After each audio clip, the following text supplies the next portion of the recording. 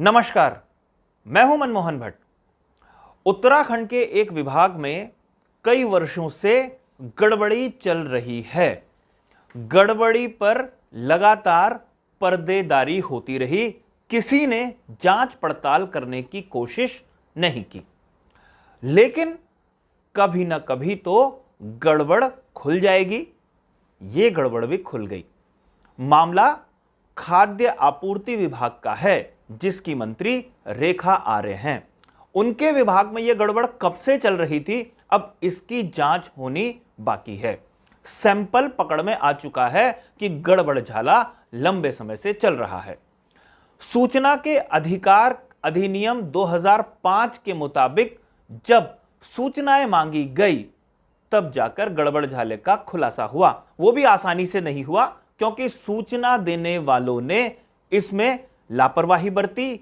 सूचना देने वाले इस पर आनाकानी कर रहे थे और शिकायतकर्ता सारी समस्याओं को लेकर पहुंच गए सूचना आयोग में। योगेश भट्ट के पास यह पूरा मामला पहुंचा। आयुक्त के पास जब यह मामला गया तो उन्होंने सारे दस्तावेजों को खंगाला और उन दस्तावेजों को खंगालने के बाद निर्देश दिया हरिद्वार के खाद्य आपूर्ति विभाग को कि वो इस पूरे प्रकरण पर विस्तृत जांच करें और अपनी रिपोर्ट आयोग को या जो कमिश्नर हैं योगेश भट्ट, उनको बताएं कि क्या हुआ। अप्रैल के महीने में जांच के निर्देश दिए गए थे और अब उसकी रिपोर्ट आ गई है।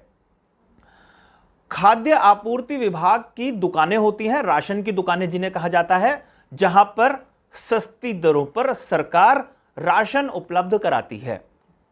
आमतौर पर गरीब वर्ग यहां से राशन खरीदता है, राशन लेता है। राज्य और केंद्र सरकार की कई महत्वाकांक्षी महत्वपूर्ण योजनाओं के लिए भी राशन यहीं से गरीब वर्ग को दिया जाता है। लेकिन यहां पर घपले की लगातार शिकायतें हो रही थी। अब दस्तावेजों को मांगने की, चेक करने की गुजारिश आरटीआई के जरिए सूचना के अधिकार अधिनियम 2005 के मुताबिक मांग की शिकायतकर्ता ने। लेकिन जो दुकानदार थे उन्होंने जवाब दे दिया कि उनके तमाम दस्तावेज, अभिलेख, रजिस्टर, जो भी कह लीजिए, वो खो गए हैं। यह कैसी बात थी कि जिसकी जिम्मेदारी थी उसके पास जो कागजात थे वो खो गए। अब एक दुकान के कागज खोते, दो दुकान के कागज खोते। हरिद्वार जनपद में 43 ऐसी दुकानें थी जिनके अभिलेख, रजिस्टर, पूरा का पूरा जो लेखा जोखा होता है वो नदारद थे। कई लोगों ने समय से पहले एफआईआर दर्ज करा दी थी और कई लोग ऐसे थे जिन्होंने मुकदमा, एफआईआर तब दर्ज कराई खोने की जब उनसे सूचना के अधिकार अधिनियम में सूचना मांगी गई। जब कमिश्नर योगेश भट्ट के पास यह मामला गया था तो उन्होंने अपने अंतरिम आदेश में स्पष्ट रूप से लिखा था कि यह किसी घपले का इशारा है, यह कोई ना कोई बड़ी गड़बड़ है जिसकी जांच विभाग के वरिष्ठ अधिकारियों को करनी चाहिए और इसके लिए पर्याप्त समय योगेश भट्ट ने अधिकारियों को दिया था। अधिकारियों ने जांच पड़ताल करने के बाद यह पा लिया कि हां, अभिलेखों में गड़बड़ी हुई है और कई दुकानें ऐसी हैं, 5 दुकानें उन्होंने आइडेंटिफाई कर ली जिन्होंने एफआईआर तब दर्ज कराई है अपने अभिलेखों के खोने की जब उनसे सूचना के अधिकार अधिनियम के तहत जानकारी मांगी गई। अब यह घपला घोटाला कब से चल रहा था? क्या यह सिर्फ 43 दुकानों में ही घपला घोटाला हुआ है या हरिद्वार जनपद के और बड़े विस्तृत क्षेत्र में यह गड़बड़ झाला हो रहा है या पूरे प्रदेश भर में इस तरीके की गड़बड़ियां हो रही हैं? इसका सैंपल हरिद्वार से पकड़ में आ चुका है 43 दुकानों से।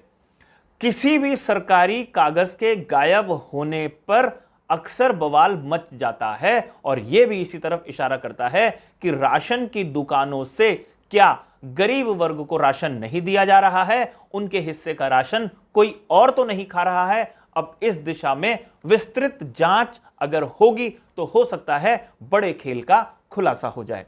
फिलहाल सूचना के अधिकार के अधिनियम के अंतर्गत इस पूरे गड़बड़ झाले का खुलासा हुआ है और कमिश्नर अगर जांच के निर्देश नहीं देते तो हो सकता है यह मामला भी दबा ही रहता। अब देखना यह है विभाग की प्रमुख रेखा आर्या इस पूरे मुद्दे पर किस तरीके का रिएक्शन देती हैं, किस तरीके की कार्रवाई वो अपने अधिकारियों के खिलाफ करती है, या पूरे विभाग में इस तरीके के गड़बड़ झाले की विस्तृत जांच के आदेश सरकार या रेखा आर्या खुद कैबिनेट मंत्री होने के नाते करती है, विभाग के प्रमुख होने के नाते करती हैं या नहीं करती।